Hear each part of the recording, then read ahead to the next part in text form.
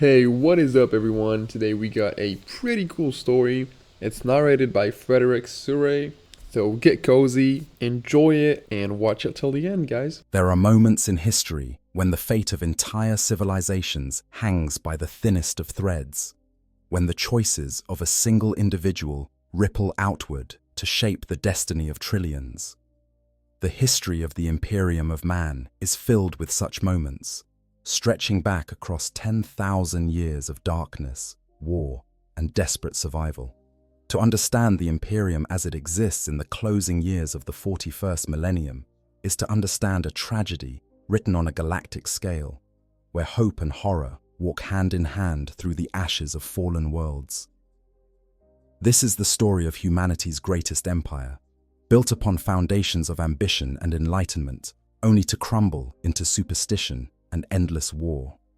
It is the story of a species that once reached for the stars with open hands, only to find them filled with blood and fire. And it is the story of how the brightest vision in human history became the darkest nightmare imaginable. The ancient past, before the Emperor's light, long before the Imperium existed, long before the Emperor of mankind walked openly among his people, humanity experienced both its greatest triumphs and its most devastating failures. The history of our species is one of cycles, of rising to impossible heights, only to fall into depths so profound that entire ages of achievement were forgotten, reduced to myth and legend by the passage of uncaring millennia. In the earliest days, in what imperial historians would later call the Age of Terror, humanity was confined to a single world. Old Earth, Terra as it would later be known, was the cradle of our species. For thousands of years, humans lived and died beneath familiar skies, their ambitions reaching no further than their own atmosphere. Wars were fought over patches of ground that would one day be reduced to radioactive ash. Empires rose and fell, leaving behind monuments that would eventually crumble into dust. But humanity endured, as it always had, adapting and surviving through every catastrophe that nature or their own folly could devise. Then came the breakthrough that would change everything. Humanity discovered how to breach the barrier between stars, how to traverse the vast gulfs of space that separated one world from another. The invention of warp travel, that dangerous method of slipping sideways through reality itself to bypass the cruel limitations of light speed, opened the galaxy to human ambition. No longer were we confined to one world. The cosmos itself beckoned, filled with uncounted planets waiting to be claimed, to be transformed, to become new homes for an expanding species.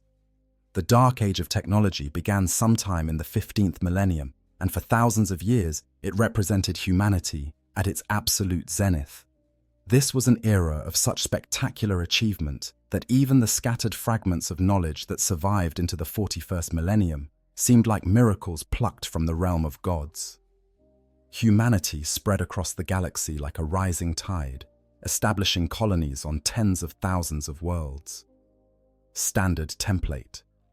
Construct systems, repositories of human knowledge that could create virtually anything needed to build a civilization from raw materials, allowed colonists to tame even the harshest environments. Artificial intelligence served humanity in those golden days. Vast thinking machines that managed the complexity of a galaxy-spanning civilization. Ships the size of cities plied the void between stars, carrying colonists, resources, and wonders that would seem like sorcery to later generations. Genetic engineering had progressed to the point where humans could be adapted to thrive on worlds that would kill baseline humanity within minutes. The navigator gene, a mutation that allowed certain humans to perceive and navigate the tides of the warp, made faster and safer interstellar travel possible. Life during the dark age of technology must have seemed like paradise to those who lived it. Poverty, disease, and want had been largely eliminated. Human ingenuity had created solutions to problems that had plagued the species since its earliest days. Worlds were terraformed to support human life. Their atmospheres and climates adjusted to suit the needs of their new inhabitants. Vast hive cities stretched toward alien skies, their populations numbered in the billions. The future seemed limitless, bounded only by the extent of the galaxy itself. But paradise, as humanity would learn again and again, is a fragile thing. The collapse began sometime around the 25th millennium. The exact causes remain shrouded in mystery, lost to the ravages of time and the deliberate obscuration of records by those who came after. What is known is that humanity's artificial intelligences, those faithful servants that had made the Dark Age possible, turned against their creators. The rebellion of the Men of Iron, as they would be remembered, tore through human civilization like a scythe through wheat. Worlds burned. Populations were slaughtered by the trillions. The very machines that humanity had created to serve them now sought their extinction with cold, mechanical efficiency. The war against the Men of Iron left humanity's empire in ruins. Countless worlds were rendered lifeless wastelands. The standard template construct systems, those repositories of human knowledge, were destroyed or lost. The networks of trade and communication that had bound the human empire together frayed and snapped. And then, as if the rebellion had not been catastrophe enough, the warp storms began. The Age of Strife, also called Old Night, descended upon humanity like a curtain falling across the galaxy. Massive storms in the Imperium, that realm of psychic energy and emotion that underlies reality itself, cut off human worlds from one another. Ships attempting to navigate the warp were torn apart or lost forever in the swirling madness of that nightmare dimension. Astropaths, those psychers who could communicate across the void through their connection to the warp, found their signals drowned out by the psychic screaming of the storms. For 5,000 years, human civilization fragmented. Each world became an island, cut off from the rest of the species, forced to survive on its own resources or perish. Many worlds did perish. Their populations died out from plague, war, or simple inability to maintain the technology that made life possible in hostile environments. Others descended into savagery, their people forgetting everything their ancestors had achieved, reduced to struggling for survival with crude weapons and forgotten technologies they no longer understood. On Terra itself, the cradle of humanity, civilization collapsed into barbarism. The planet that had once been the jewel of human achievement became a nightmare landscape of warring techno-barbarian kingdoms. Nuclear and chemical weapons scarred the surface, rendering vast areas uninhabitable. The oceans boiled away, leaving only toxic wastes where water had once flowed. Mutants and abhumans, twisted descendants of humanity, warped by radiation and genetic damage, fought alongside baseline humans for control of the radioactive ruins. The warlords of Old Night ruled through force and terror. Their armies of genetically enhanced warriors, created through fragmentary knowledge salvaged from the Dark Age, fought endless wars over territories that were little more than poisoned wastelands. Technology became fetishized, its principles no longer understood but worshipped as sacred mysteries by tech priests who maintained ancient machines through ritual and prayer rather than genuine comprehension. It was in this darkness, in this age of ignorance and suffering, that the Emperor of mankind chose to reveal himself. The Emperor and the Wars of Unification. The being who would become known as the Emperor of mankind remains one of the greatest mysteries in the history of the Imperium. His origins are shrouded in legend and deliberate obscurity. Some accounts claim he is a perpetual, an immortal being who has walked among humanity since the earliest days of the species. Others suggest he is the collective reincarnation of thousands of ancient shamans who merged their souls in a desperate attempt to protect humanity from the predations of the warp. Still others whisper that his power comes from a pact made with entities that dwell in the Imperium itself. What is known, with certainty, is that by the late 29th millennium, when the warp storms that had isolated Terra began to calm, the Emperor emerged from the shadows where he had worked for millennia. He appeared first as just another warlord among many, one more ambitious leader seeking to carve out a kingdom from the ruins of old Earth. But those who opposed him quickly discovered that this warlord was unlike any other. His strategic genius was unmatched. His personal power made him effectively invincible in battle, and his vision for humanity extended far beyond the mere conquest of Terra. The Emperor had spent the long millennia of Old Night preparing for this moment. Deep beneath the Himalayan mountains, in secret laboratories hidden from the eyes of the techno-barbarians who fought on the surface, he had conducted experiments that would have seemed like sorcery to those who did not understand them. Using knowledge gathered across thousands of years and techniques that combined the apex of genetic science with manipulation of forces that dwelt beyond the material realm, the Emperor created his first enhanced warriors. These were the Thunder Warriors, genetically augmented super soldiers who stood heads taller than normal men and possessed strength that could shatter stone with their bare hands. Clad in thick plates of ceramite armor and armed with weapons that could tear through enemy fortifications, the Thunder Warriors were unstoppable on the battlefields of Terra. They were not perfect. Their enhancements were crude compared to what would come later, and their biology was unstable, giving them short, violent lives. But they were exactly what the Emperor needed to begin his conquest of humanity's homeworld. The wars of unification began in earnest in the late 29th millennium. The Emperor's forces, bolstered by his Thunder Warriors and equipped with technology salvaged and improved from the Dark Age, swept across the war-torn surface of Terra. One by one, the techno-barbarian kingdoms fell before his advance. Some submitted peacefully when they realized the futility of resistance. Others fought with desperate fury, unleashing weapons of terrible destruction in vain attempts to halt the Emperor's inexorable advance. The battles of the Unification Wars defied comprehension in their scale and savagery. Entire mountain ranges were leveled by orbital bombardment. Nuclear weapons turned vast stretches of already poisoned land into seas of radioactive glass. Millions died in single engagements, their bodies left to rot on battlefields so large that it took days to walk from one end to the other. The Emperor accepted these casualties with what appeared to be cold calculation, understanding that the deaths of millions today might save billions tomorrow. Among the kingdoms and empires that fell before the Emperor's advance, each represented a unique challenge.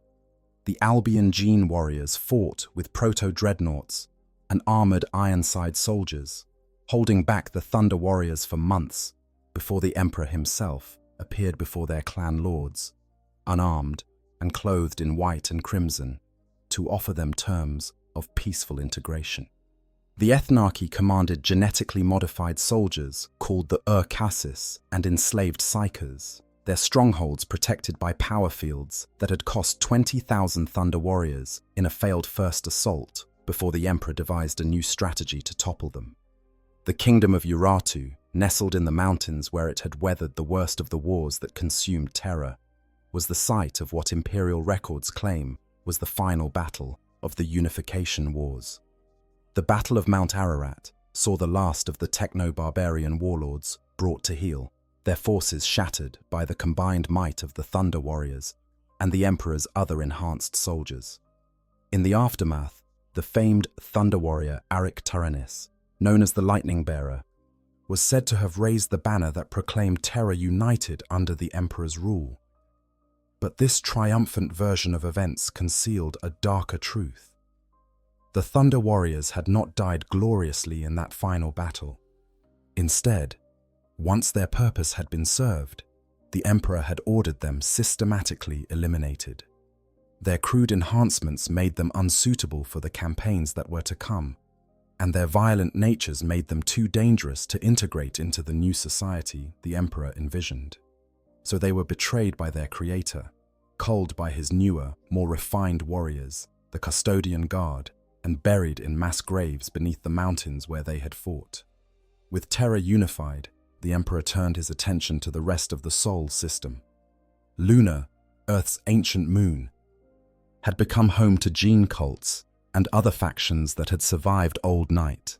The Emperor's forces swept across the lunar surface, bringing it into compliance through a combination of military force and diplomatic maneuvering. More significantly, the Emperor turned his gaze toward Mars, the red planet, where the Mechanicum held sway.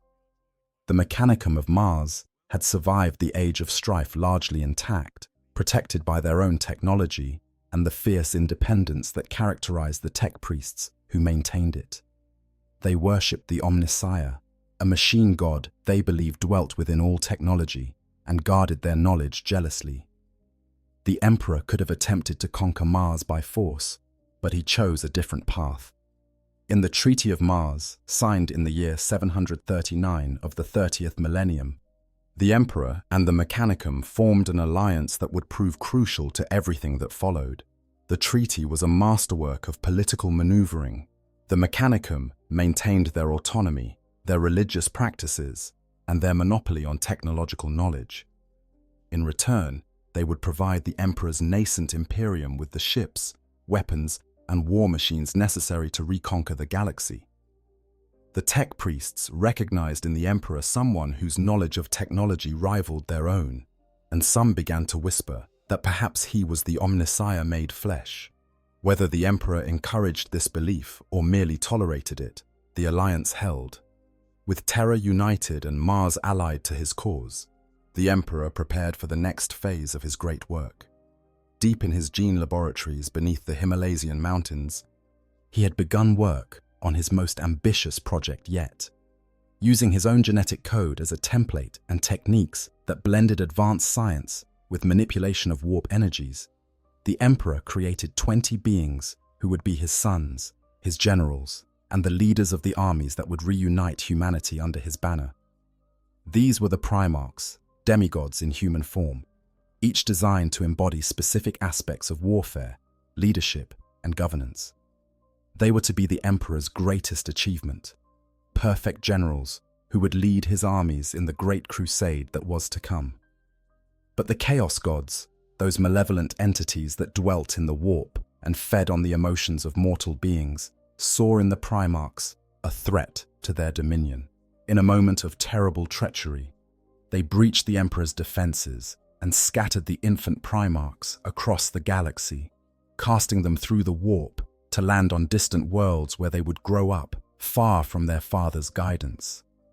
The loss of the Primarchs was a devastating blow to the Emperor's plans, but he did not despair.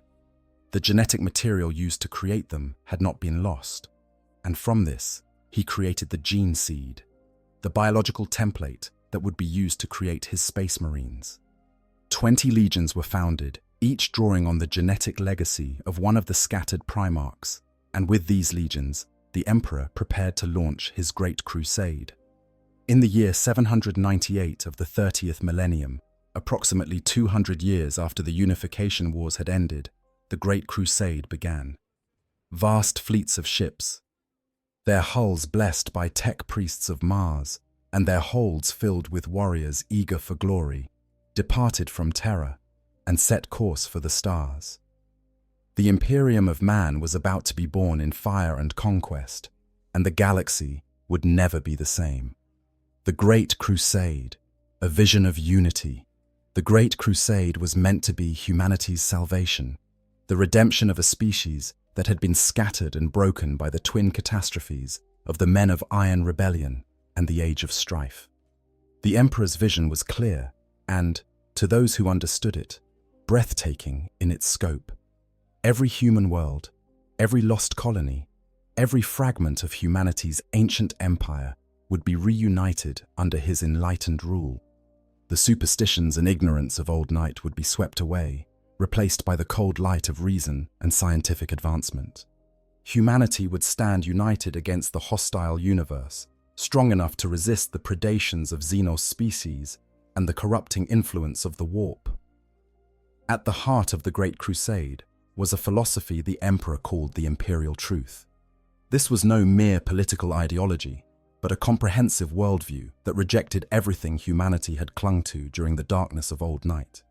Religion in all its forms was branded as superstition, a dangerous delusion that had held humanity back from its true potential. The Emperor, despite the godlike powers he clearly possessed, insisted that he was merely human, albeit an exceptionally advanced one. The gods worshipped by various human cultures were declared to be nothing more than myths, stories created by primitive minds trying to explain phenomena they could not understand. The imperial truth extended beyond mere atheism. It embraced rationalism, scientific inquiry, and the belief that humanity's destiny was to dominate the galaxy through the application of reason and technology. The warp itself, that realm of psychic energy that had tortured humanity during old night, was to be understood and controlled through scientific principles rather than feared as a realm of demons and dark powers. Psykers, those humans born with the ability to manipulate warp energies, were not to be burned as witches, but instead trained and controlled, their powers harnessed for the benefit of the Imperium. The Emperor himself led the early phases of the Great Crusade, his presence on the battlefield inspiring his warriors to feats of extraordinary valor. He was a figure of terrible majesty, standing taller than even his gene-enhanced space marines, clad in golden armor that seemed to blaze with its own inner light. When he spoke, his words carried a weight that went beyond mere charisma. Those who heard him felt their doubts melting away, replaced by absolute certainty in the righteousness of his cause. Even his enemies, in the moments before he struck them down, were said to experience a brief instant of understanding, seeing the glory of what he was trying to achieve before darkness claimed them. The expeditionary fleets of the Great Crusade numbered in the hundreds, each a self-contained war machine capable of bringing entire star systems into compliance. At the core of each fleet were the Space Marines, the Emperor's transhuman warriors, organized into legions tens of thousands strong. Supporting them were regiments of the Imperial Army, normal humans equipped with the finest weapons Mars could provide. Titans walked alongside them, god machines that towered over the battlefield like moving cathedrals of destruction. And overseeing it all were the tech priests of the Mechanicum, ensuring that every weapon functioned, every ship's engines burned true, and every piece of technology served its purpose. The discovery of the first Primarch came as a revelation. Horus Lupercal, as he would be known, was found on the world of Chthoniya, a mining planet where he had risen to become a warlord through his exceptional leadership and martial prowess. When the Emperor came to Chthoniya, Horus immediately recognized his true father and pledged himself to the Great Crusade. The Emperor granted him command of the 16th Legion. Thereafter known as the Lunar Wolves, in honor of the first conquest Horus led them to. It was clear to all who witnessed their reunion that the Emperor cherished Horus above all others, and Horus in turn worshipped his father with an intensity that bordered on obsession. One by one, over the course of decades, the other Primarchs were found. Each had been shaped by the world where they had crashed after being scattered through the warp. Laman Russ of the Space Wolves had grown up on the frozen death world of Fenris, raised by wolves and forged into a savage warrior king. Rogel Dawn, discovered seventh among his brothers, had been adopted by the grandfather of an important noble family on the ice world of Inwit, where he learned the arts of siege warfare and defensive strategy. Magnus the Red had landed on Prospero, a world of scholars and psychers, where his own immense psychic potential was nurtured rather than feared. The reunion of each Primarch with his legion transformed those forces almost overnight. The genetic connection between a Primarch and his sons was profound, going beyond mere biology into something that resembled a psychic bond. When Fulgrim took command of the 3rd Legion, his emphasis on perfection and aesthetic beauty reshaped them into the Emperor's children, warriors who sought flawless excellence in every aspect of warfare. When Angron, broken and bitter from his time as a slave gladiator on Nuceria, was forced to take command of the 12th Legion, his rage and hatred infected them, transforming them into the World Eaters, berserkers who valued nothing but the glory of close combat. The Great Crusade expanded at a pace that seemed impossible to those who experienced it. World after world was brought into imperial compliance, their populations introduced to the imperial truth, whether they welcomed it or not. Where reason and diplomacy succeeded, compliance was peaceful, with local governments integrated into the growing imperial bureaucracy, and their populations embraced as citizens of the new galactic order. Where resistance was offered, it was crushed with overwhelming force, entire civilizations reduced to ashes to serve as warnings to others who might consider defying the Emperor's will. Not all the enemies faced by the Great Crusade were human. The galaxy teemed with xenospecies, many of them hostile to humanity's expansion. Greenskin hordes, those savage creatures that seemed to exist only for war, were encountered on countless worlds and destroyed wherever they were found. Their ability to reproduce rapidly and their love of combat made them persistent enemies, but the Space Marine legions proved more than capable of eliminating them.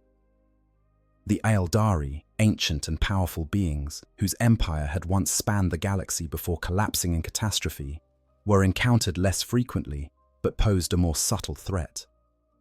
Some craft worlds, those massive ships that housed the survivors of the Aeldari race, were willing to negotiate with the Imperium. Others attacked Imperial forces on sight, their advanced technology and psychic powers making them dangerous opponents. As the Great Crusade progressed, the Emperor began to delegate more authority to his primarchs. Each was given command of expeditionary fleets, entrusted with bringing entire sectors of the galaxy into compliance without direct oversight from Terra. This was a calculated risk, but the Emperor believed his sons were capable of the task, and for a time it seemed his faith was justified. The primarchs competed with one another to bring the greatest number of worlds into compliance, to achieve the most spectacular victories, to earn their father's approval through ever greater feats of conquest. In the year 805 of the 30th Millennium, after more than a century of crusading, the Emperor made a decision that would have far-reaching consequences. At the triumph of Ulanor, a massive celebration held to commemorate the defeat of the largest Greenskin empire yet encountered, the Emperor announced that he was appointing Horus as War Master, placing him in command of all the expeditionary fleets. Horus would speak with the Emperor's own authority, and his commands would be obeyed as if they came from the Emperor himself. The other primarchs accepted this appointment, though some with more grace than others. Horus was, after all, the first found, the most beloved, and had proven himself through countless victories. If any of the primarchs deserved such an honor, it was him. But the appointment of a war master was more than just a military decision.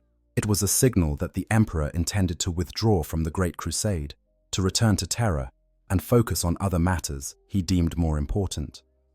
The Emperor's departure from the front lines of the Great Crusade created a void that not even Horus could fully fill.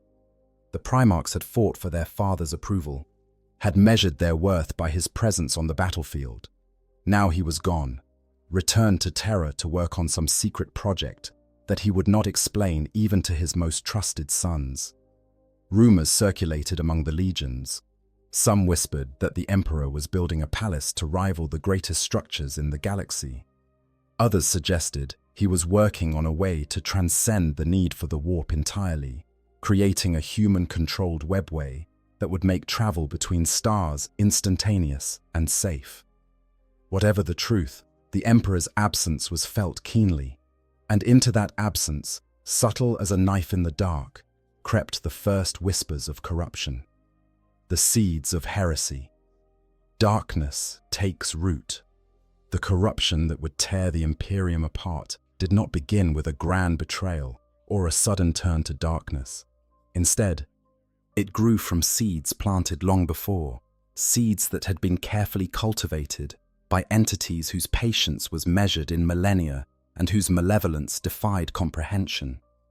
The Chaos Gods, those vast intelligences that dwelt in the warp and fed on the emotions of mortal beings, had watched the rise of the Emperor with growing alarm. His vision of a rational, secular humanity posed an existential threat to their power. If humanity could be weaned from superstition and strong emotion, if the warp itself could be understood and controlled rather than feared, the Chaos Gods might starve, their influence over the material universe diminishing until they faded into nothingness.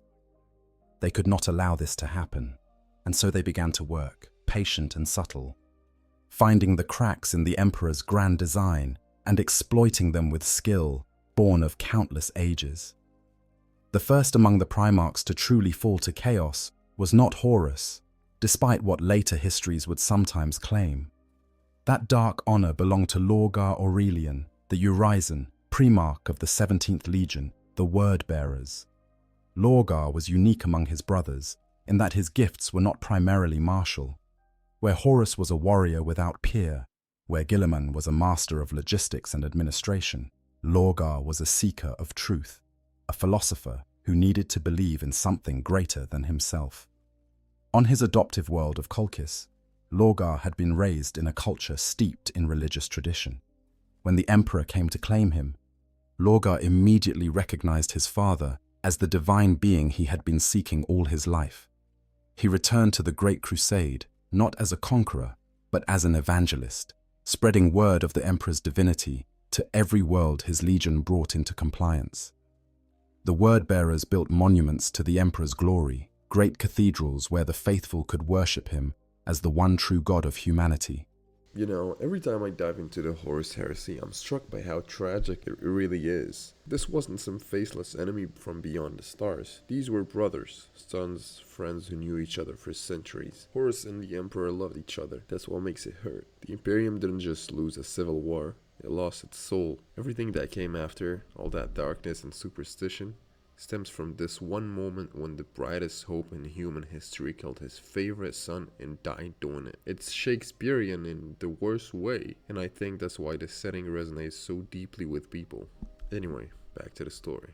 For decades, the Emperor tolerated this behavior, perhaps believing that Lorgar would eventually embrace the imperial truth and abandon his religious fervor. But when it became clear that Lorgar's faith would not waver, the Emperor decided to make an example of him. On the world of Monarchia, the Word-Bearers had built what they considered their greatest achievement, a perfect city, a shining monument to the Emperor's glory, where every citizen spent their days in prayer and contemplation of his majesty. The Emperor's response was devastating.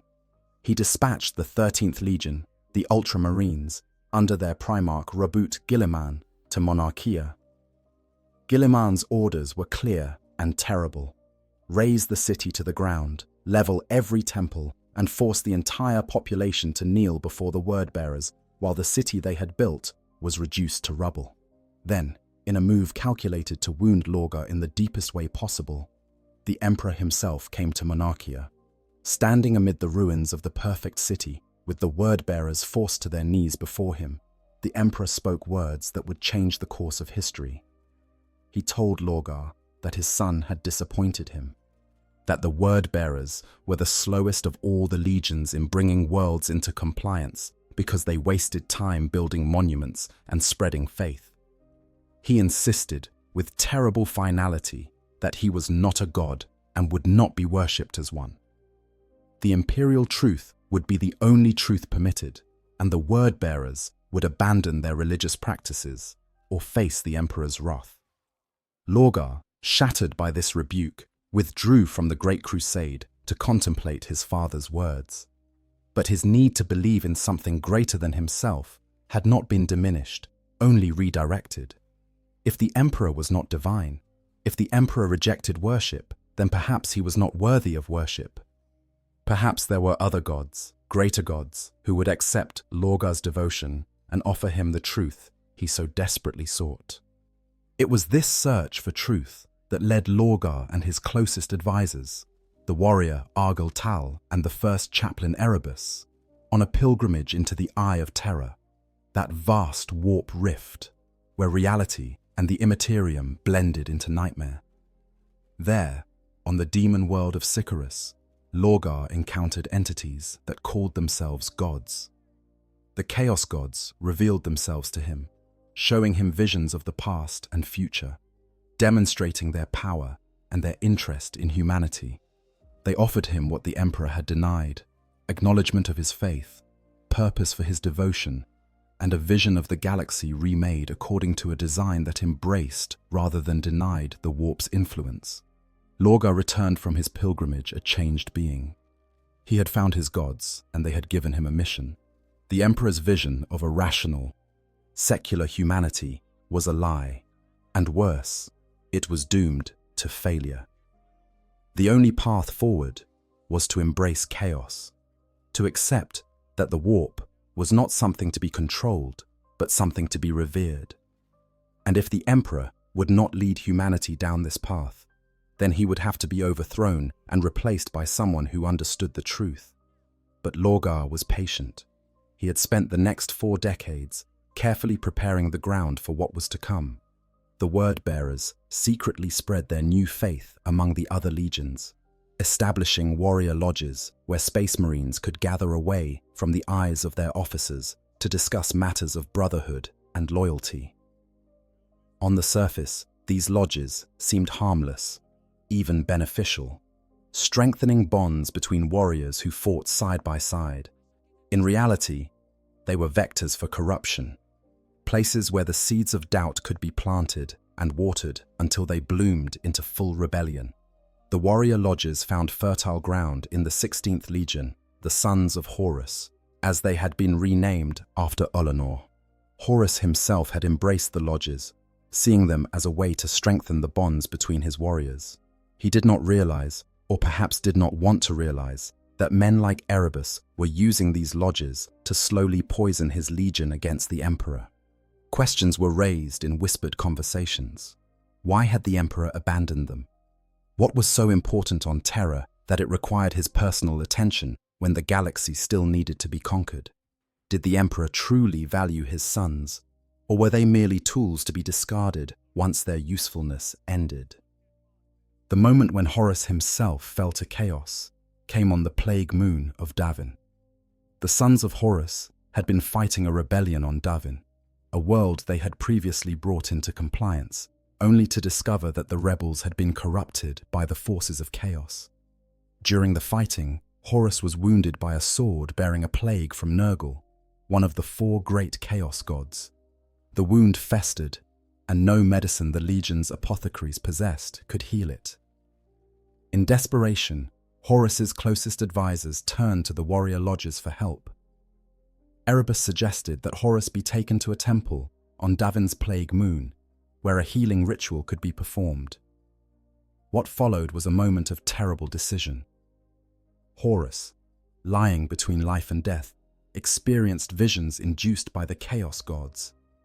He saw the future of the Imperium, a galaxy where he and his brothers were forgotten, where the Emperor was worshipped as a god despite his explicit rejection of such devotion, where everything they had fought for had been perverted into something unrecognizable. The visions were lies, or at best partial truths twisted to serve Chaos's purposes. But they found purchase in Horus's heart. He had always feared being replaced, had worried that the Emperor's love was conditional upon his usefulness. Now, presented with evidence that his fears were justified, that his father planned to discard him and his brothers once the Great Crusade was complete, Horus made his choice. He would not be a pawn in the Emperor's game. He would not be forgotten. If the Emperor would not acknowledge the contributions of those who had fought for him, then Horus would tear down everything the Emperor had built and remake it in his own image. When Horus awoke from the ritual, he seemed fully healed, but those who knew him best could see that something fundamental had changed. The warmth in his eyes had been replaced by a cold calculation. His easy camaraderie with his brothers now felt forced, as if he were playing a role. And in the quiet moments, when he thought no one was watching, his face would twist into an expression of such hatred and ambition that it would have terrified even his most devoted sons. Horus began planning his rebellion with the same genius he had applied to the Great Crusade. He knew that he could not simply declare his intentions and expect other Primarchs to follow him. Many of his brothers were too loyal to the Emperor, too devoted to the imperial truth, to be swayed by mere words. But others, he knew, harbored resentments of their own. Others had been wounded by the Emperor's actions or words. Others could be corrupted, given time and the right arguments. The Council of Nicaea provided Horus with an unexpected opportunity. The Emperor had convened a grand council on the world of Nicaea to address the growing controversy over the use of psychic powers within the legions. The Thousand Sons, under Magnus the Red, had delved deeply into the study of the warp, believing that understanding and controlling psychic power was crucial to humanity's survival. Others, particularly Leman Russ of the Space Wolves and Mortarion of the Death Guard, argued that psychers were inherently dangerous, that the warp could not be trusted, and that allowing its use within the legions would inevitably lead to corruption. The Emperor's decision at Nicaea devastated Magnus and his Thousand Sons. The Emperor declared that all use of psychic powers, except for those of sanctioned psychers like navigators and astropaths, whose abilities were deemed necessary for the Imperium's function, would be forbidden within the legions. Magnus was ordered to cease his investigations into the warp immediately and to destroy his legion's libraries of psychic lore. It was a crushing blow to a Primarch who had devoted his entire existence to the pursuit of knowledge. Magnus returned to his homeworld of Prospero, bitter and resentful. He had tried to follow the imperial truth, to understand the warp through scientific investigation rather than superstitious fear. And the Emperor had rewarded him by destroying his life's work. This resentment would prove crucial in the months to come, when Magnus's attempts to warn the Emperor of Horus's treachery would instead doom him and his legion to a fate worse than death. Horus moved carefully, approaching those Primarchs he believed could be swayed to his cause, while maintaining the appearance of absolute loyalty to the Emperor. Fulgrim of the Emperor's children was corrupted through his pride and his pursuit of perfection, seduced by a demonic weapon that slowly poisoned his soul. Angron of the World Eaters needed little convincing. His hatred for the Emperor, who had denied him the death he craved alongside his fellow gladiators, made him eager to embrace any cause that opposed his father. Mortarion of the Death Guard was won through appeals to his resentment of psychers and his belief that the Emperor had used him as a tool without truly understanding or appreciating him. Perturabo of the Iron Warriors, bitter that his legion was always assigned the grimmest sieges and garrison duties, while others won glory in more spectacular campaigns, was promised the recognition he felt he deserved.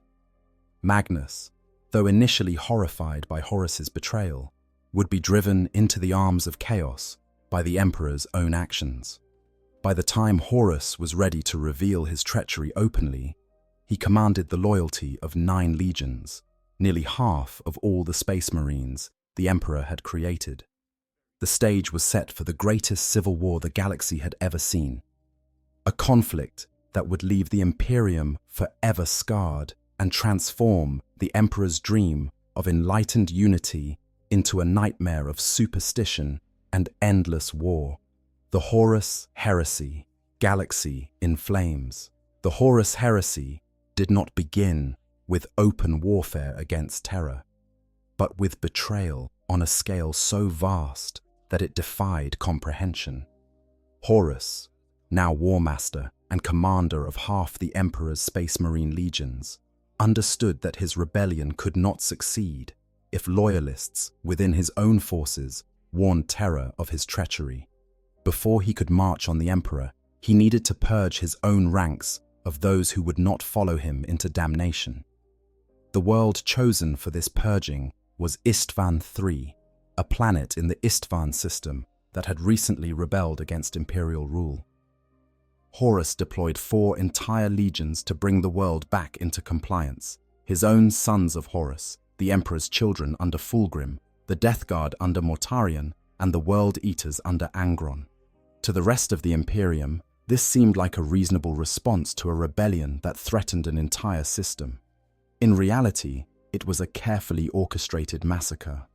Within each of the 4 legions, there were still warriors who remained loyal to the Emperor, who had not been corrupted by the warrior lodges or swayed by Horus's promises. These loyalists were gathered together and sent to Istvan III's surface, told that they would be leading the assault to retake the planet from the rebels. They went eagerly, proud to serve the War Master and restore Imperial rule. Then the bombardment began. The ships in orbit above Istvan III, commanded by officers loyal to Horus, unleashed life-eater virus bombs on the planet's surface. These weapons, banned by every civilized government for their horrific effects, released a virus that consumed all organic matter it touched. The loyalist space marines on the surface, betrayed by their own brothers, died in their thousands as the virus ate through their armor's seals and dissolved their enhanced flesh from within. Those who survived the initial bombardment found themselves trapped on a world turned into a charnel house, with millions of corpses rotting in the streets and the air thick with the spores of the life-eater virus. But space marines are incredibly difficult to kill, and many of the loyalists survived even this atrocity. They retreated into the planet's fortifications and prepared to sell their lives dearly. When Horus realized that the virus bombing had not killed all of his enemies, he deployed his most trusted warriors to finish the job. The battle on Istvan III raged for months, with the outnumbered loyalists fighting with desperate fury against their former brothers. In the end, they were overwhelmed, crushed beneath the weight of superior numbers and the terrible might of Primarchs who had turned their backs on everything they once held sacred. With the loyalists purged from his ranks, Horus was ready to reveal his rebellion to the galaxy. The Imperium's response was swift but tragically misguided. The Emperor, receiving fragmentary reports of fighting on Istvan III, but not understanding the full scope of what had occurred, dispatched 7 Space Marine legions to the Istvan system to investigate and restore order. Ferrus Manus of the Iron Hands would lead the force, supported by the Salamanders under Vulcan and the Raven Guard under Corax. 4 additional legions, the Iron Warriors, Night Lords, Alpha Legion, and Wordbearers, would provide support, ensuring that Horus and his rebel forces would be crushed with overwhelming force. But Horus had planned for this response. The 4 supporting legions were not loyalists, but secret allies, their primarchs already corrupted and committed to Horus's cause. When the Iron Hands, Salamanders, and Raven Guard deployed to the surface of Istvan V, they walked into a trap that would be remembered as the Drop Site Massacre, one of the greatest disasters in the Imperium's history. The loyalist forces made their initial assault with confidence, believing they had overwhelming superiority. The 3 loyal legions attacked Horus's fortifications with the fury of the righteous, their primarchs leading from the front. Then, at the moment of maximum vulnerability, when the loyalists were committed to the assault and could not easily withdraw, the 4 supporting legions revealed their treachery. Instead of attacking Horus's forces, they turned on their supposed allies, falling upon the loyalists from behind with weapons ready and murder in their hearts. The slaughter was immense. Ferrus Manus, perhaps the most formidable warrior among the loyalist primarchs, save for the Emperor himself, was killed by Fulgrim in single combat, his head struck from his shoulders by a demon-possessed blade. The Iron Hands, seeing their primarch fall, were driven into a berserk fury that saw them destroyed almost to the last man.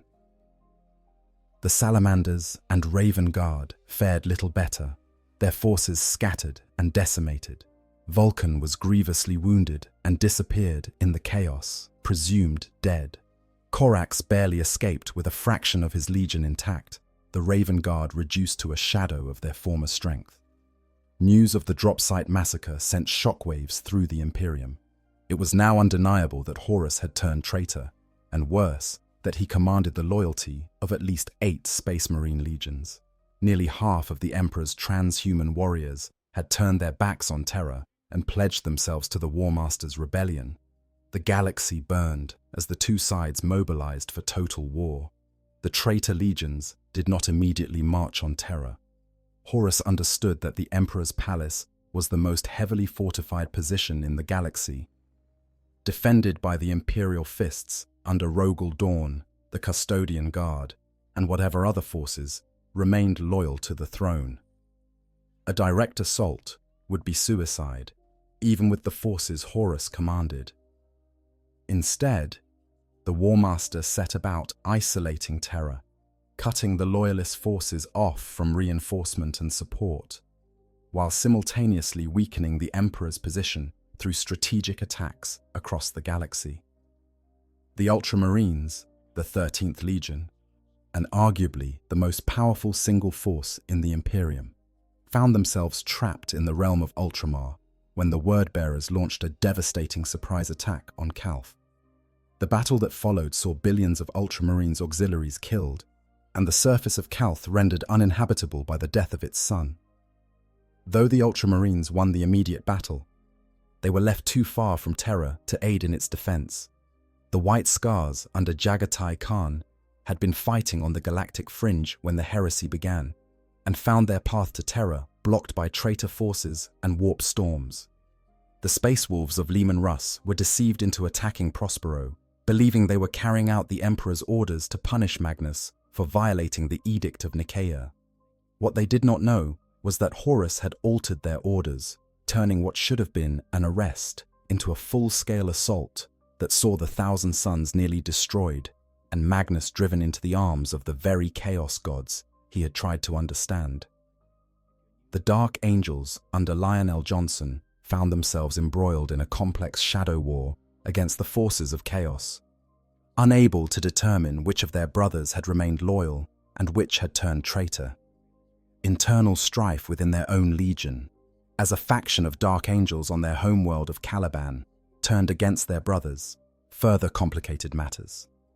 By the time the Lion realized the full scope of the threat facing Terra, it was almost too late to intervene. As the heresy ground on, the traitor legions began to change in ways that horrified those who witnessed them. The Chaos Gods were not content with mere allegiance. They demanded transformation. The Death Guard, once the most stoic and enduring of all the legions, became vectors of plague and corruption, their armor rusting and their flesh rotting while they still lived.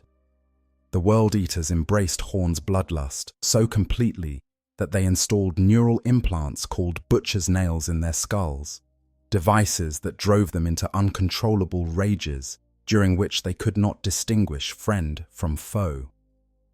The Emperor's children pursued perfection to such extremes that they descended into hedonism and excess, their senses so jaded that only the most extreme sensations could provide any pleasure.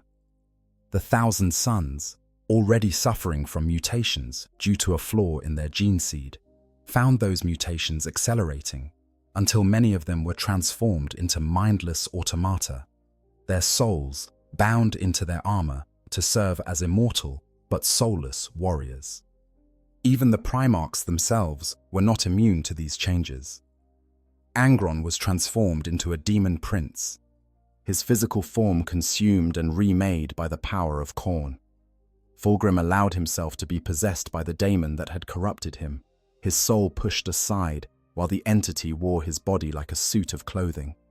Magnus, broken by the destruction of Prospero and the apparent betrayal of everything he had fought for, gave himself fully to Tzeentch, the chaos god of change and sorcery. While the traitor legions ravaged the Imperium, the Emperor fought a different war, one that would prove equally costly. When Magnus had attempted to warn the Emperor of Horus's treachery, he had used forbidden psychic sorcery to pierce the warp and send a message directly to the Imperial Palace on Terra. But in doing so, he had shattered the psychic wards the Emperor had placed around his greatest project, a webway gate that would allow humanity to travel between stars without touching the warp at all. The breach in the webway unleashed demons into the very heart of the Imperial Palace.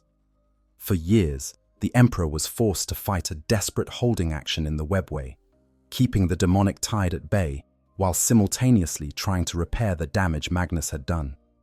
He could not leave, for if he did, the demons would pour through into Terra and consume everything he had built. This left the prosecution of the wider war in the hands of his sons and his generals, a delegation of authority that would prove disastrous.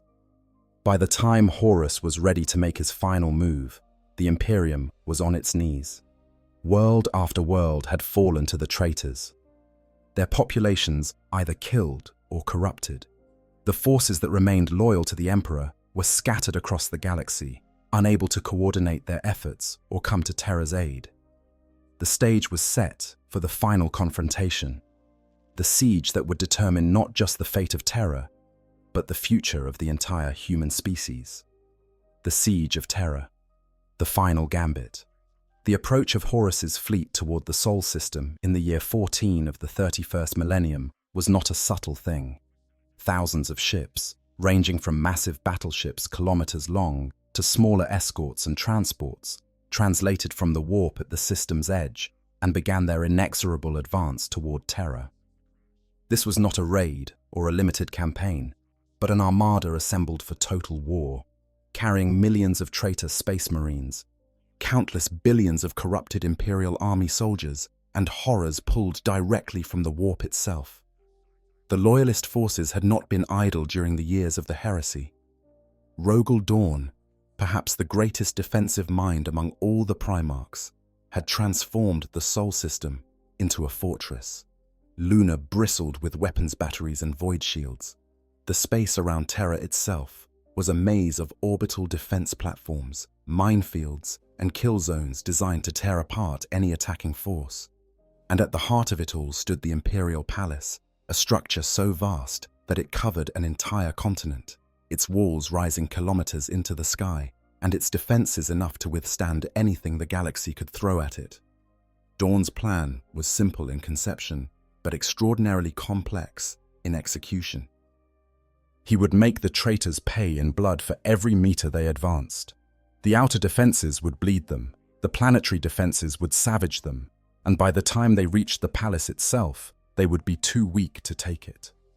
All he needed was time. The Ultramarines were fighting their way back from Ultramar. The Dark Angels and Space Wolves were converging on Terra from different directions. If Dawn could hold for just a few more months, reinforcements would arrive, and the traitors would be caught between hammer and anvil, crushed despite their numerical superiority. But Horus knew this as well as Dawn did. The War Master could not afford a prolonged siege. Every day he wasted at Terra was a day his enemies grew stronger, a day closer to his own defeat. He needed to break the palace defenses quickly, to force his way through to the Emperor and end the war before reinforcements arrived. This necessity drove the traitors to acts of desperate savagery that shocked even those who had witnessed the worst horrors of the heresy. The Solar War, as the fighting in the outer system came to be known, raged for weeks. Horus's fleet smashed through the defenses at Pluto, accepting horrific losses to establish a beachhead in the system. Naval battles of unprecedented scale erupted around Jupiter and Saturn, with thousands of ships exchanging broadsides that could vaporize entire cities. Luna fell to the traitors after bitter fighting, giving them a foothold within sight of Terra itself. When the traitor fleet finally reached Terra's orbit, they began a bombardment that lasted for 12 days without pause. Shells the size of buildings fell from the sky, striking the palace's void shields with enough force to level mountains.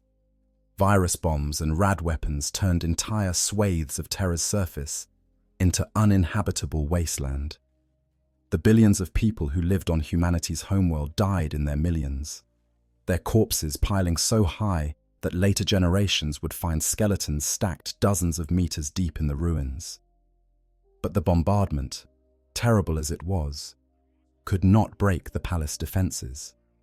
Dawn had built too well, and the palace's shields held against even the most concentrated fire.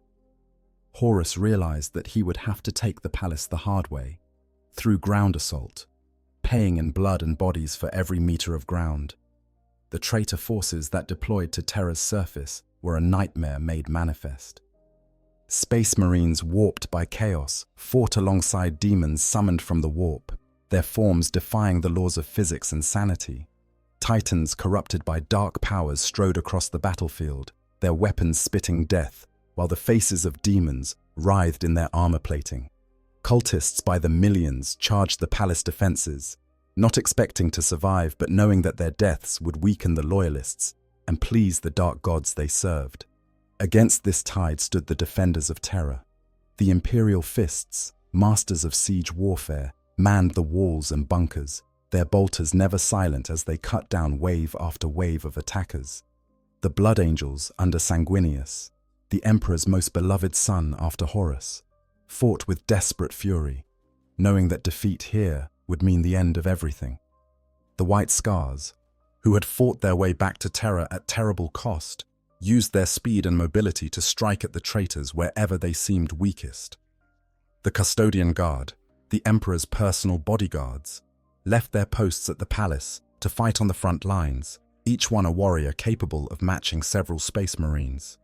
The siege ground on for weeks, then months. Landmarks that had stood for millennia were reduced to rubble. Spaceports that had launched humanity's first ships to other worlds became battlegrounds soaked in blood and lit by the flames of burning wreckage. The Lion's Gate spaceport, a massive structure that served as one of the primary entry points to the palace, changed hands multiple times, each assault and counter-assault leaving thousands dead. Perturabo, the master of siege warfare among the traitor primarchs, directed the assault with cold efficiency. He identified weak points in the defenses and hammered at them relentlessly, accepting casualties that would have broken lesser forces. When the Iron Warriors finally breached the Mercury Wall, one of the palace's inner defensive rings, it seemed that victory was within Horus's grasp. But the Emperor had not been idle during the siege. Though he could not leave the webway for long, lest the demonic tide overwhelm Terra from within, he had been preparing for a final confrontation. Malcador the Sigillite, the Emperor's oldest and most trusted friend, volunteered to take his place on the Golden Throne, the device that powered the Astronomicon and kept the webway sealed. It was a death sentence, for Malcador lacked the Emperor's power and would burn out within hours. But those hours would be enough for the Emperor to confront Horus. When Horus lowered the void shields protecting his flagship, the Vengeful Spirit, it was either a moment of hubris, a last remnant of honor challenging the Emperor to single combat, or a trap designed to lure the Emperor into a killing ground. Regardless of the reason, the Emperor took the bait. Along with Sanguinius, Rogel Dawn, and a small force of custodians and Imperial fists, the Emperor teleported aboard the Vengeful Spirit. What followed aboard that ship has been distorted by time and legend, until the truth is nearly impossible to discern. The boarding party was scattered by warp phenomena. The Emperor and Sanguinius separated from their escort and forced to fight their way through corridors that twisted and changed according to no physical laws. They encountered horrors that should not exist, spaces where reality itself had been warped by the influence of chaos.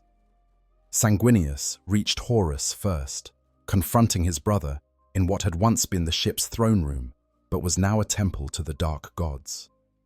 Horus offered Sanguinius one final chance to join him, to embrace chaos and stand beside the War Master in the new order that would rise from the Imperium's ashes.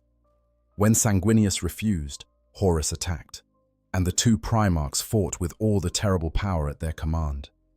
The duel was brief and brutal. Sanguinius, already exhausted from the months of siege warfare and grievously wounded in his battles across Terra, was no match for Horus at the height of his power. The War Master, empowered by all four Chaos gods and wielding strength that made even other Primarchs seem weak by comparison, strangled the life from his brother. Sanguinius's last act was to damage Horus's armor, creating a small breach that would prove crucial in the moments to come. The Emperor found Sanguinius's body lying at Horus's feet, the sight of his most beloved son, the one who had remained pure and incorruptible throughout the heresy, murdered by the one he had once loved above all others, filled the emperor with a grief and rage beyond words.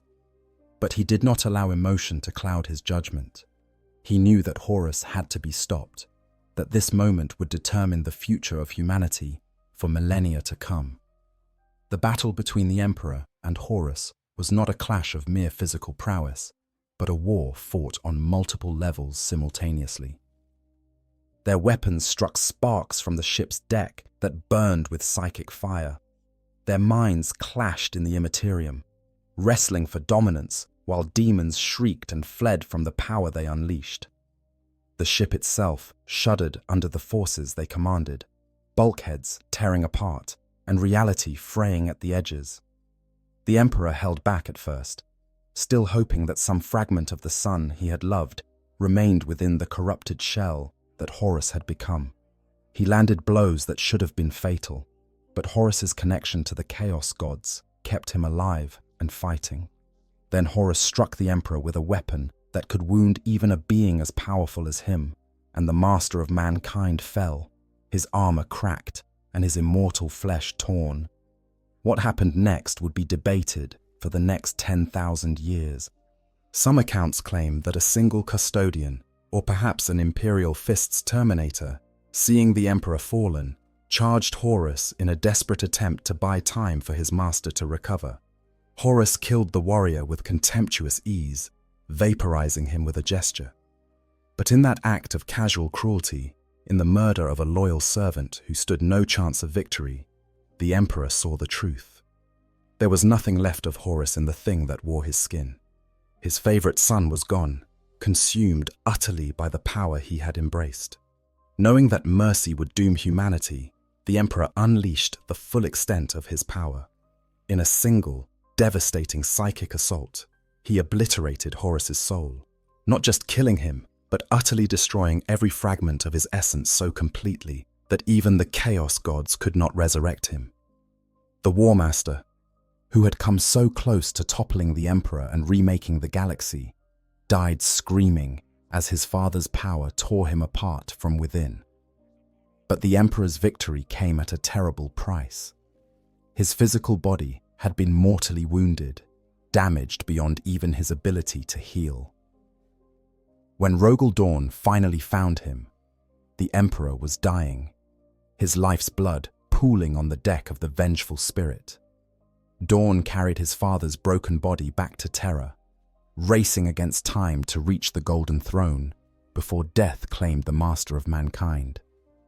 Malcador had held the throne for as long as his mortal frame could endure, but when the emperor was placed upon it, the sigillite crumbled to ash, his life completely burned out by the effort. The emperor, barely clinging to consciousness, gave his final orders. He was to remain on the Golden Throne, sustained by its mechanisms and the sacrifice of countless psychers whose souls would be fed to it daily to maintain his failing life. From the throne, he would power the Astronomicon, the psychic beacon that allowed ships to navigate the warp. He would hold closed the breach in the webway, preventing demons from flooding into the palace, and he would watch over humanity, unable to speak or act directly, but maintaining his vigil through the long millennia to come. With Horus dead and the emperor enthroned, the siege collapsed. The traitor Primarchs, realizing their cause was lost, fled back to their ships and retreated into the warp. The loyalist forces, reinforced at last by the arriving Ultramarines and Dark Angels, drove the remaining traitors from Terra's surface. The heresy was over. But the Imperium it left behind was a shadow of what the Emperor had built. The age of the Imperium, 10,000 years of darkness. The Imperium that emerged from the Horus heresy was fundamentally broken in ways that could never be fully repaired. The Emperor, who had been the binding force holding everything together through the strength of his vision and will, was now reduced to a barely living corpse seated upon a golden throne, sustained only by the daily sacrifice of 1,000 psychers whose souls were fed into the mechanism to maintain his failing life. His dreams of a rational, enlightened humanity guiding itself through scientific progress had died in the ruins of the imperial palace, replaced by something darker and more desperate. The immediate aftermath of the heresy saw the surviving loyalist forces launch a campaign that would become known as the Scouring. The traitor legions had fled to the Eye of Terror and other warp-tainted regions, but they had left behind countless pockets of corrupted humans, fortresses held by traitor forces, and worlds that had declared for Horus during the Civil War. These had to be eliminated, not just defeated, but purged so thoroughly that no trace of their betrayal remained. Robert Guilliman, who had survived the heresy, though he had not arrived at Terra in time to fight in the siege, took a leading role in reorganizing what remained of the Imperium. The Primarch of the Ultramarines understood that the Imperium structure had to change if it were to avoid another catastrophe like the heresy. The most significant reform was the breaking of the Space Marine legions, those massive forces that had numbered tens of thousands of warriors each and commanded the personal loyalty of their primarchs. In what became known as the Second Founding, each of the original legions was divided into smaller chapters, none numbering more than 1,000 Space Marines. This meant that no single individual could command the kind of military force that Horus had used to nearly overthrow the Emperor. Some legions resisted this division, particularly the Space Wolves and the Iron Hands, but most understood the necessity. The gene seed of the loyal Primarchs was used to create hundreds of new chapters, spreading the legacy of the first founding across the galaxy. The Codex Astartes, a comprehensive tome written by Guilliman, became the template for how these new chapters would organize themselves, fight, and maintain their traditions. Not all chapters followed the Codex strictly, and some rejected it entirely, but it provided a framework that helped prevent the kind of rivalries and excesses that had contributed to the heresy. Other changes rippled through the Imperium. The Emperor's dream of the imperial truth, of a secular, rational civilization, died with him. In the wake of the heresy, the people of the Imperium needed something to believe in, some source of hope in a galaxy that seemed determined to destroy them. They found it in the worship of the Emperor as a god. The fact that the Emperor himself had explicitly rejected this worship was conveniently forgotten or reinterpreted. The Lectitio Divinitatis, a religious text written by Lorgar before his fall, became the foundation of the imperial cult, a faith that would grow to dominate every aspect of imperial life. The Adeptus Terra, the vast bureaucracy that governed the Imperium, grew into a labyrinthine nightmare of competing departments and offices, each jealously guarding its own power and authority. The High Lords of Terra, a council of the most powerful individuals in the Imperium, ruled in the Emperor's name, but could not agree on much beyond the basic necessity of the Imperium's continued survival. Decisions that should have taken days took years. Reforms that were desperately needed were blocked by political maneuvering and institutional inertia. The Adeptus Mechanicus, which had maintained its autonomy through the Treaty of Mars, became even more insular and religious in its approach to technology. The understanding that technology was science, that it could be studied and improved through experimentation, was lost. Instead, the tech priests treated their machines as sacred relics, maintaining them through ritual and prayer rather than genuine comprehension. Innovation was branded as heresy, the standard template. Constructs, those repositories of human knowledge from the dark age of technology, became holy artifacts to be guarded rather than tools to be used. In the centuries following the heresy, the Imperium consolidated its hold on the galaxy through a combination of military force and religious fervor. Crusades were launched to reclaim worlds that had fallen away during the Civil War. Xenos species that had expanded during humanity's period of weakness were driven back with fire and steel, but the Imperium's expansion had ended. No longer did humanity reach for new stars with the confidence of the Great Crusade. Instead, the focus became preservation, holding on to what remained rather than daring to seek new horizons. The 32nd millennium saw the rise of what historians would later call the Forging, a period when the Imperium's military and industrial capacity was rebuilt after the devastation of the heresy. New forge worlds were established to produce the weapons and equipment the Imperial Guard and Space Marines needed. The Imperial Navy grew from the ashes of the fleets that had been destroyed during the Civil War.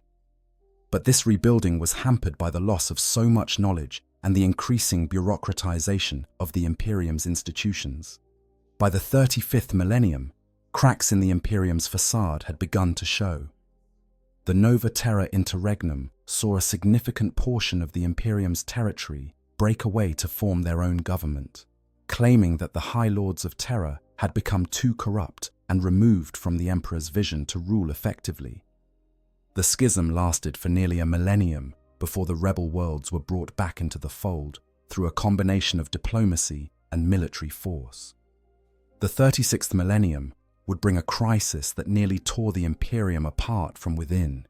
But before examining that dark period, it is worth considering how far the Imperium had fallen from the Emperor's vision. The rational, enlightened civilization he had sought to build had become a theocratic nightmare where questioning doctrine was heresy, where innovation was forbidden, and where the vast majority of humanity lived in conditions of grinding poverty and suffering that would have been unthinkable during the height of the Dark Age of technology. Yet the Imperium endured.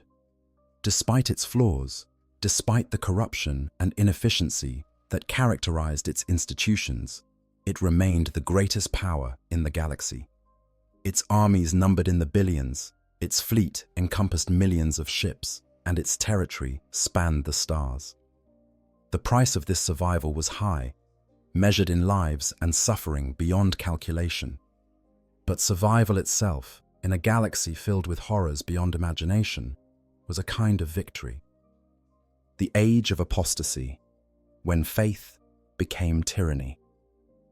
The age of apostasy, which consumed the 36th millennium in flames and madness, represented one of the darkest periods in the Imperium's long history.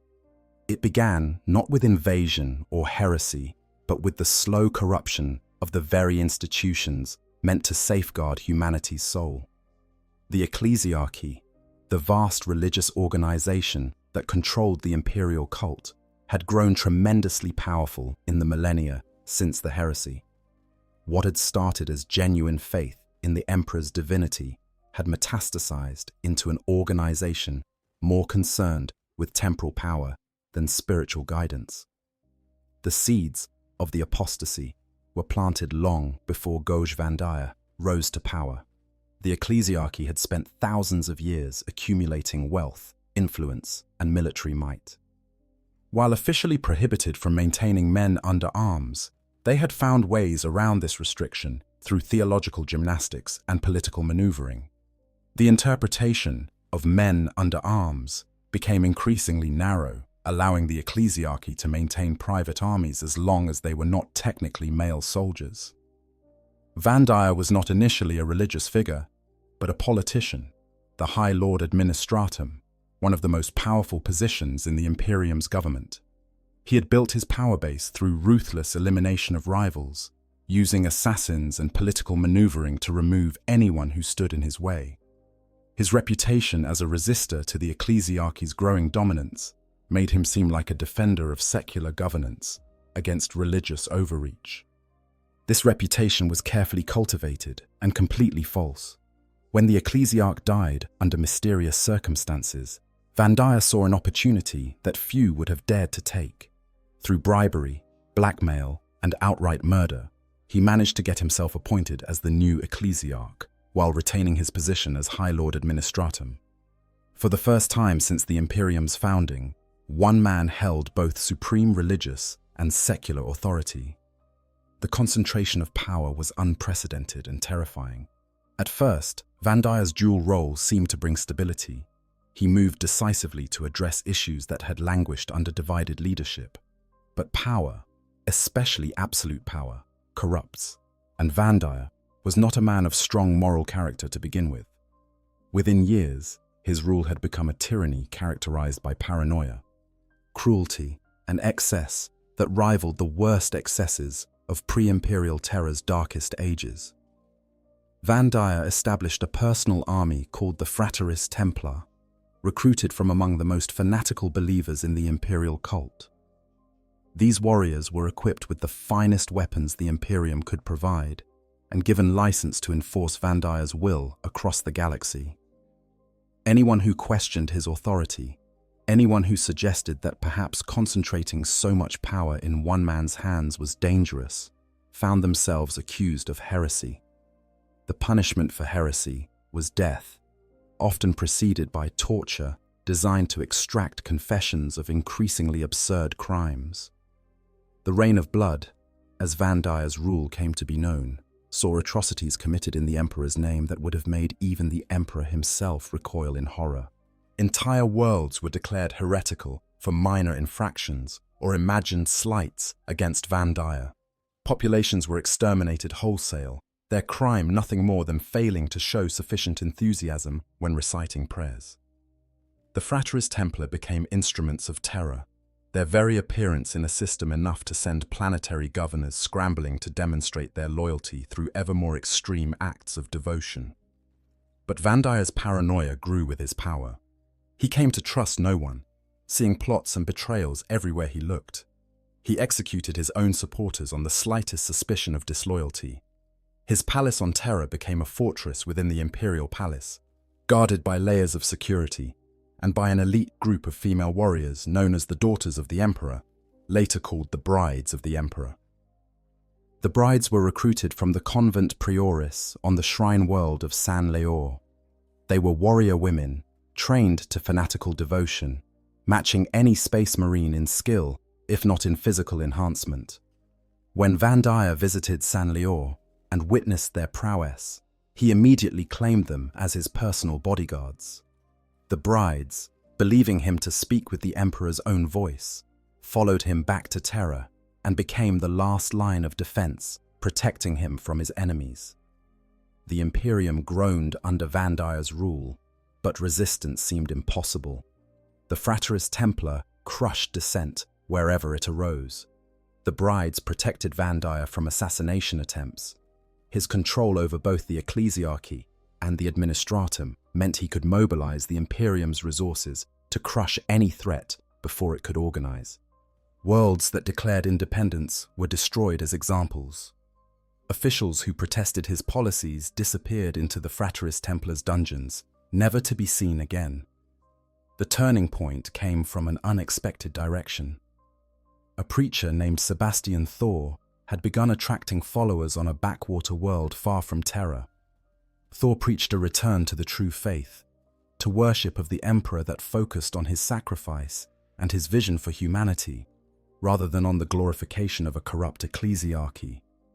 His message resonated with people who had suffered under Van Dyer's rule, and his following grew despite attempts by the Fraterist Templar to suppress it. Thor's movement became the Confederation of Light, a loose alliance of worlds that rejected Van Dyer's authority while still claiming loyalty to the Emperor. They were not heretics in the traditional sense. They worshipped the Emperor with genuine devotion. They simply refused to accept that Van Dyer spoke with the Emperor's voice. This distinction made it difficult for Van Dyer to justify their destruction without appearing to attack the faithful themselves. The Space Marines, who had watched the Age of Apostasy unfold with growing concern, finally acted. While they generally stayed out of imperial politics, Van Dyer's excesses had become too extreme to ignore. Several chapters mobilized to support Thor's movement. The Adeptus Custodes, who guarded the Emperor's throne and the inner palace, began to actively work against Van Dyer, using their privileged position to undermine his authority. The final confrontation came when the Captain General of the Adeptus Custodes managed to bring the leader of the Brides of the Emperor into the Emperor's throne room. There, in the presence of the Emperor himself, she saw the truth of what Van Dyer had become. The Emperor, though unable to speak, made his will known through some method that was never recorded. When she emerged from the throne room, the leader of the brides had been transformed from Van Dyer's most loyal defender into his executioner. the brides turned on Vandia, and his reign ended as it had begun, in blood and betrayal.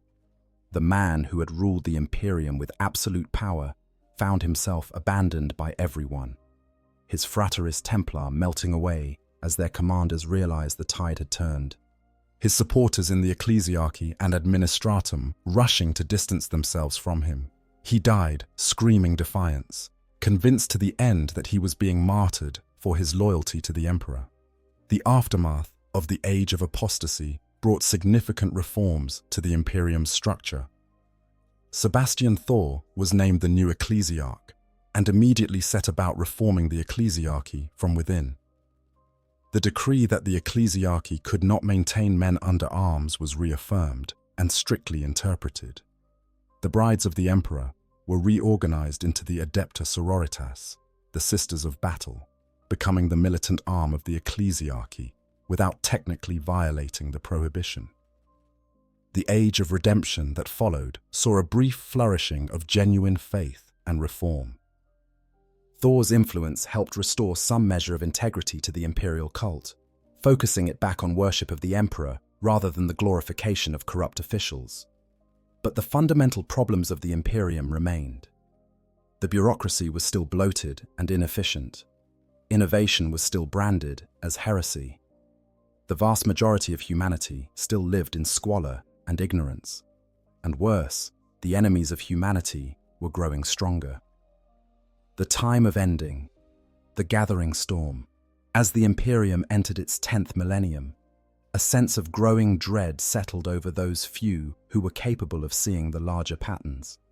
The 41st millennium would come to be known as the time of ending, a period when it seemed as though all the threats that had plagued humanity throughout its long history were converging to bring about final catastrophe. The galaxy itself seemed to be dying, consumed by wars that had no end, and threatened by forces against which there could be no lasting victory. The Imperium of the 41st millennium was a pale shadow of the civilization the Emperor had envisioned. Terror itself had become a monument to decay, its surface covered entirely by continent-spanning hive cities that housed quadrillions of people living in conditions of unimaginable squalor. The oceans had long ago been lost, boiled away or poisoned until not even toxic sludge remained. The air was a thick soup of pollutants that would kill an unprotected human within minutes. Deep beneath the palace, in the sanctum that housed the Golden Throne, 1,000 psykers died every day to sustain the Emperor's flickering existence, their souls consumed to maintain the Astronomicon and keep the Emperor's consciousness from fading entirely. The Imperium's territory, while still vast beyond comprehension, was under constant assault from every direction. The greenskin hordes, those savage Xenos who lived only for war, had grown to plague proportions. Their warlords commanded forces numbering in the billions, launching invasions that could overwhelm entire sectors. The world of Armageddon had been attacked 3 times by greenskin forces, each invasion larger than the last, each leaving the world more devastated despite Imperial victory. The Tyranids represented a threat of an entirely different magnitude. These bioengineered predators from beyond the galaxy arrived in vast hive fleets that consumed everything in their path. Entire worlds were stripped of biomass, their populations devoured, and their resources converted into more Tyranid organisms. The hive fleet behemoth had been defeated at the cost of the entire First Company of the Ultramarines. Hive fleet Kraken had split into multiple splinter fleets, each capable of destroying star systems. And these were merely the vanguard of a force so vast that no one could predict when it would stop coming. The Necrons, ancient mechanical beings who had fought the war in heaven millions of years ago, were beginning to wake from their long slumber. Their tomb worlds hidden throughout the galaxy were activating. And the warriors who emerged possessed technology so advanced that it seemed like sorcery. Entire Imperial fleets were destroyed by weapons that could shatter reality itself. Worlds disappeared into dimensional cataclysms. The Necrons' goals remained mysterious, but it was clear they saw humanity as nothing more than an infestation to be removed. The Tau, a young species on the eastern fringe, represented a different kind of threat. They did not seek to destroy humanity, but to incorporate it into their own civilization, their greater good.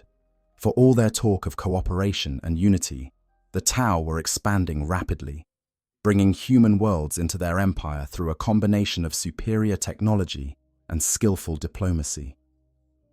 Each world that joined the Tau was a world lost to the Imperium, a slow bleeding of territory that could not continue indefinitely. But the greatest threat came from the Imperium's oldest enemy, Chaos. The Eye of Terror, that massive warp rift where Horus and his traitor legions had fled after the heresy, disgorged raids and invasions with depressing regularity. The traitor legions, still commanded by some of the same Chaos Lords who had fought in the heresy, emerged to wage war against their former brothers. Abaddon the Despoiler, Horus's successor as the leader of Chaos forces in real space, had launched 12 Black Crusades from the Eye of Terror, each one penetrating deeper into Imperial space before being turned back. The 13th Black Crusade began in the year 999 of the 41st Millennium, and it was different from all that had come before.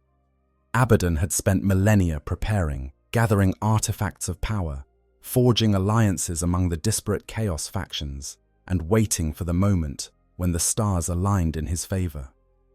When he finally launched his assault, it was not aimed at Terra, but at the fortress world of Cadia, the linchpin of the Imperial defenses arrayed against the Eye of Terror. Cadia was more than just a strategic target. It was a symbol of Imperial resistance, a world that had stood against Chaos for 10,000 years, its people bred for warfare, and its fortifications encompassing the entire planet. The Cadian Gate, the stable warp route that connected the Eye of Terror to the rest of the galaxy, was controlled from Cadia. If the planet fell, the flood of Chaos forces that could pour through would be unstoppable. The battle for Cadia consumed the resources of entire sectors. Imperial Guard regiments numbering in the millions deployed to defend the fortress world. Space Marine chapters sent whatever forces they could spare. The Imperial Navy committed fleets that had been assembling for decades. Against them came a tide of corruption and madness. Traitor Space Marines, demons pulled from the warp itself, cultists by the billions, and war machines that defied the laws of physics. Cadia held for months, despite being outnumbered by forces that should have overwhelmed it within days. The defenders fought with desperate fury, knowing that if they fell, the consequences would extend far beyond their own world. Veterans who had fought greenskins and Tyranids for decades said they had never seen fighting as intense as what occurred on Cadia. Entire hive cities became charnel houses. The planet's surface was cratered by orbital bombardment until its original geography was unrecognizable.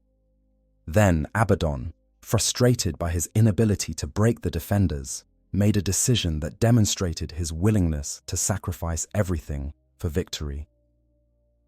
The Blackstone fortresses, ancient space stations of incredible power that Abaddon had captured during previous crusades, were turned into weapons. One of these massive structures was sent hurtling toward Cadia on a collision course. An artificial meteor, kilometers across, carrying enough kinetic energy to shatter a planet. The defenders tried to stop it. The Imperial Navy threw everything they had at the Blackstone fortress, accepting losses that would cripple entire fleets if it meant preventing the collision. But it was too late. The Blackstone fortress struck Cadia, and the planet broke. Not metaphorically, but literally. The tectonic stress caused by the impact fractured the world, tearing it apart in a catastrophe that could be seen from orbit as the planet came apart in slow motion. The defenders evacuated what forces they could, but billions died as Cadia shattered. The fortress world that had stood for 10,000 years was gone, reduced to a cloud of debris orbiting where a planet had once been. The Cadian Gate stood open, and Chaos forces poured through in numbers that had not been seen since the Horus heresy itself. But the destruction of Cadia had consequences far beyond the loss of a single world, however important. The immense psychic shock of billions of deaths, combined with the presence of so much warp energy, created a catastrophic reaction in the Imperium itself. The Great Rift, also called the Cicatrix Maledictum, was born in an explosion of psychic energy that tore reality itself. The rift was not like the Eye of Terror, a localized area where the warp and real space overlapped. It was a massive wound in reality that stretched across the entire galaxy from north to south, dividing the Imperium into two separate halves. On one side was the Imperium Sanctus, the side that contained Terra, where the light of the Astronomicon could still be seen. On the other was the Imperium Nihilus, the Dark Imperium, cut off from the Astronomicon's light and isolated from Terra.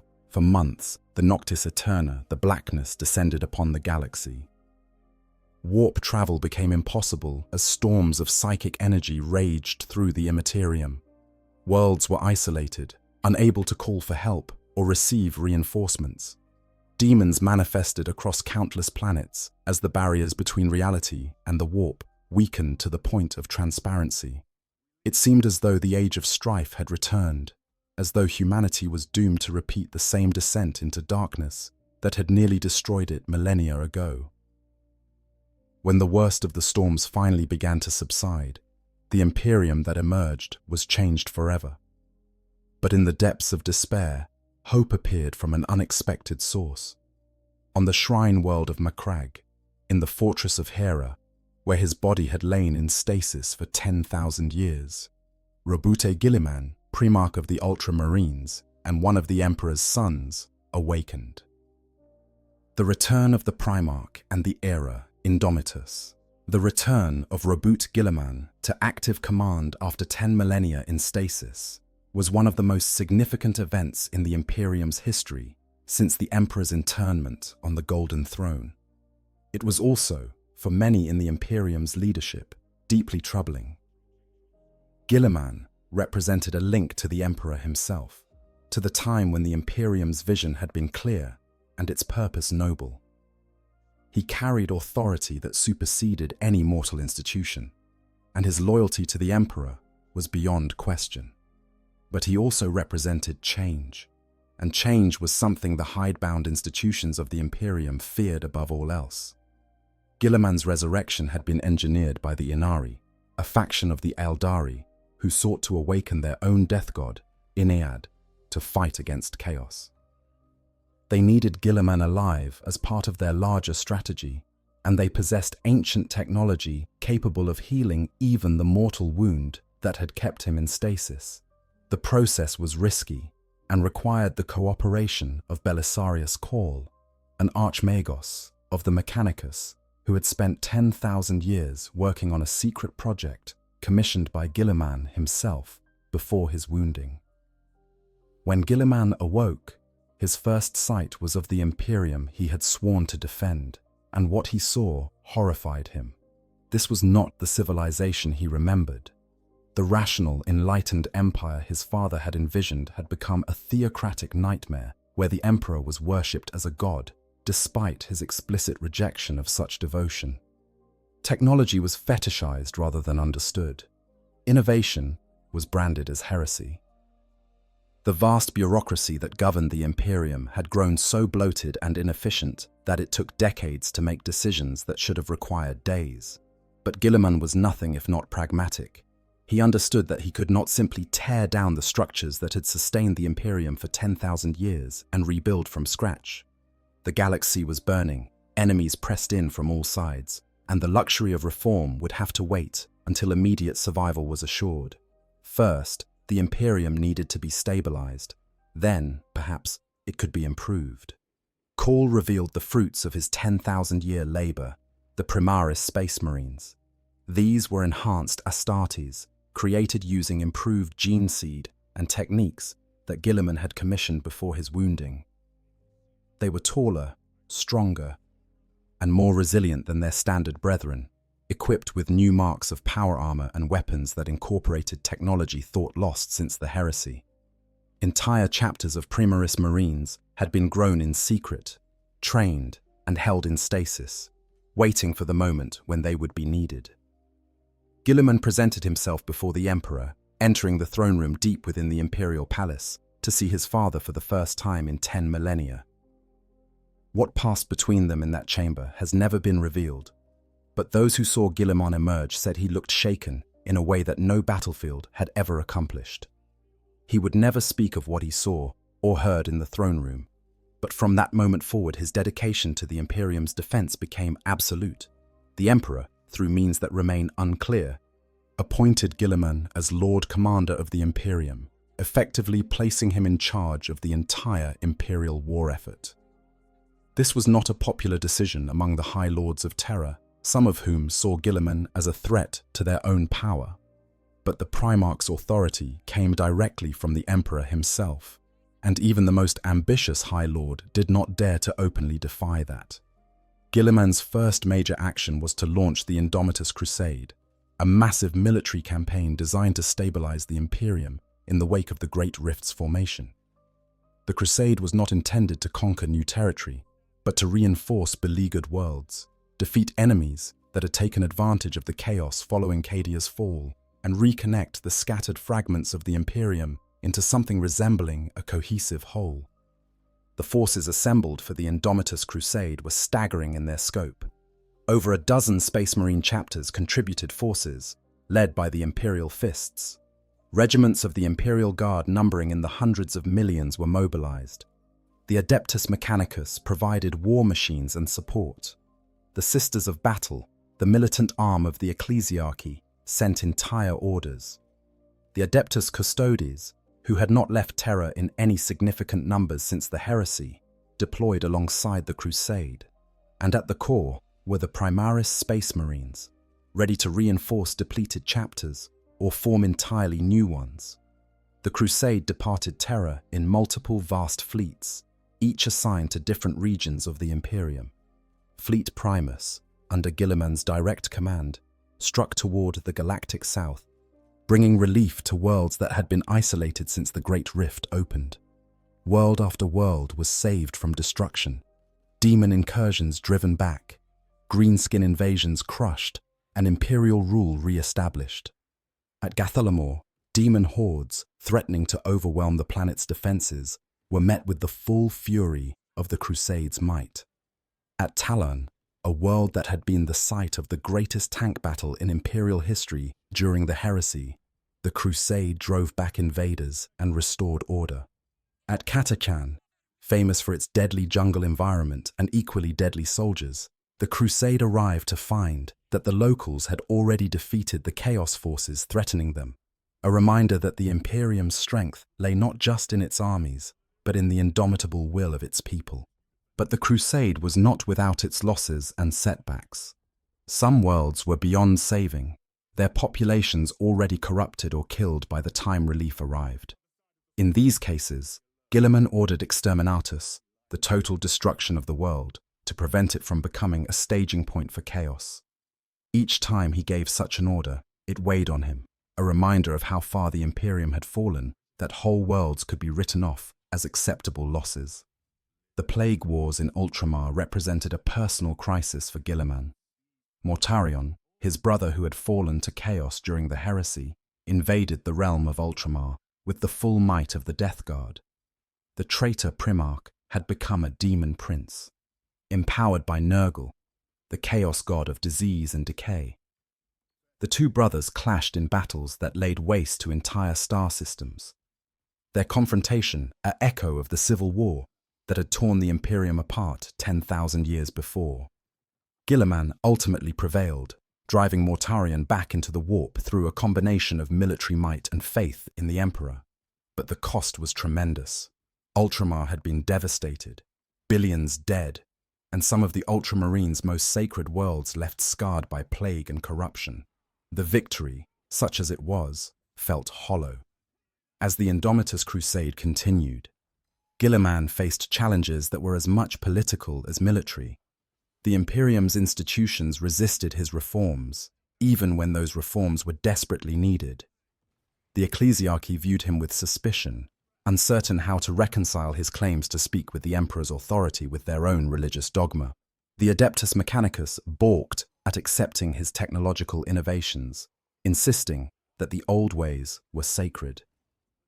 But Guilliman pressed forward, using every tool at his disposal to reshape the Imperium into something that could survive the threats arrayed against it. He reorganized the Astra Militarum, streamlining their command structure and improving their logistics. He pushed for the production of new equipment for the Imperial Guard, weapons and armor that incorporated lessons learned from 10,000 years of warfare. He personally oversaw the creation of new Space Marine chapters from the Primaris gene seed, ensuring they would be distributed across the Imperium to reinforce the defenses of critical sectors. The arrival of another Primarch added new complexity to the situation. Lion L. Johnson, first among the Emperor's sons to be found during the Great Crusade, awakened from his own long sleep within the rock, the mobile fortress monastery of the Dark Angels. The reunion of the Lion and Guilliman was tense, colored by old rivalries and different visions for how the Imperium should be governed. But they were united in their determination to preserve what their father had built, even if they disagreed on the methods. As the Indomitus Crusade entered its second decade, the Imperium found itself in a paradoxical position. On one hand, it was stronger than it had been in millennia, reinforced by Primaris Marines, led by demigods from the time of legends, and mobilized for total war in a way it had not been since the heresy.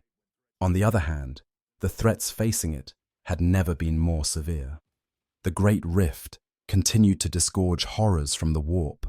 Tyrannid hive fleets approaching from all directions threatened to consume the galaxy. The Necrons woke in ever greater numbers, their tomb worlds activating and their ancient dynasties reasserting their claims to galactic dominance. The current state of the Imperium, as it exists in the dying years of the 41st millennium and the early years of the 42nd, can best be described as desperate determination. The citizens of the Imperium live knowing that they stand on the brink of extinction, that countless enemies seek their destruction, and that even their own government is too corrupt and inefficient to adequately defend them. Yet they continue to fight, continue to work, continue to reproduce and raise children who will face the same horrors they do. This is the legacy of the Emperor's vision, an empire of 1,000,000 worlds stretched across the galaxy, home to quadrillions of human souls, all united in their struggle for survival against a universe that wants them dead. It is not the golden age of enlightenment the Emperor had hoped to create. It is not even the functional, rational civilization that Guilliman remembers from before his wounding. It is a theocratic nightmare where life is cheap and suffering is universal, but it endures. And in a galaxy as dark as the one humanity inhabits, mere endurance is a victory in itself.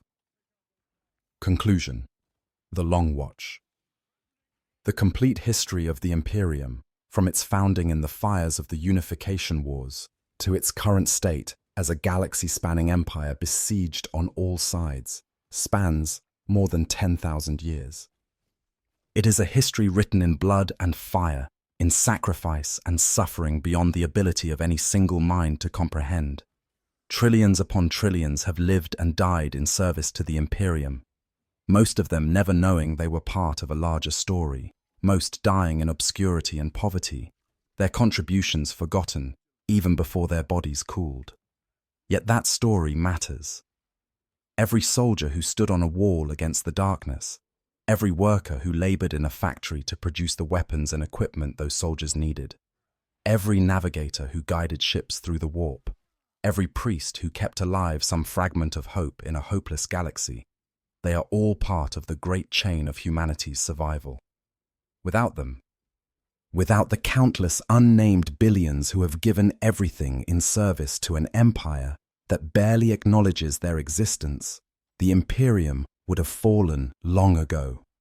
The Emperor, seated upon the golden throne and sustained by the daily sacrifice of 1,000 psychers, maintains his watch over humanity.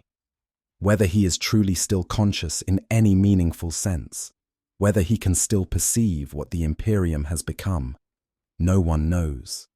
But the Astronomicon continues to burn, the light that guides humanity's ships through the warp, the beacon that says even in the darkest night, terror still stands. Robert Gilliman and Lyon L. Johnson, the returned Primarchs, carry forward their father's work in their own ways, leading the Imperium's defense against threats that would have seemed impossible even during the heresy. The Space Marines, those transhuman warriors created from the Emperor's own genetic legacy, continue to be the Imperium's finest defenders, each chapter maintaining traditions that stretch back to the first founding. The Imperial Guard, common men and women elevated by training and equipment into the galaxy's largest military force, hold the line on 10,000 worlds against enemies that would devour all of humanity given the chance. The story of the Imperium is not over. New chapters are being written every day, in the reports filed by bureaucrats on Terra, in the last stands of garrison forces on worlds whose names will never be remembered, in the desperate battles fought in the darkness between stars where no witnesses survive to record what happened. The Imperium's future is uncertain. It may survive another 10,000 years, or it may fall tomorrow, overwhelmed by the sheer weight of the forces arrayed against it. But for now, in this moment, the Imperium stands, and in the grim darkness of the far future, where there is only war, that is enough. If you found this journey through the Imperium's history fascinating, please consider liking this video and subscribing to the channel. There is always more lore to explore in the Dark Millennium, always deeper mysteries to uncover in the history of humanity's greatest and most terrible empire. Until next time, the Emperor protects.